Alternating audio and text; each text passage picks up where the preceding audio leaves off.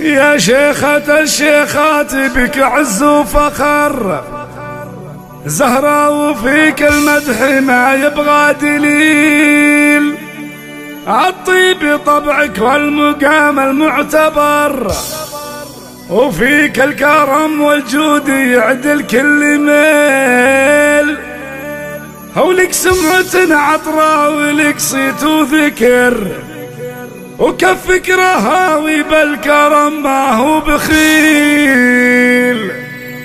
وعيالك اللي كلهم محزن ظفر،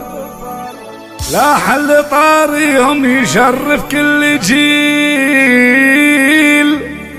لا حل طاريهم يشرف كل جيل، يشرف كل جيل.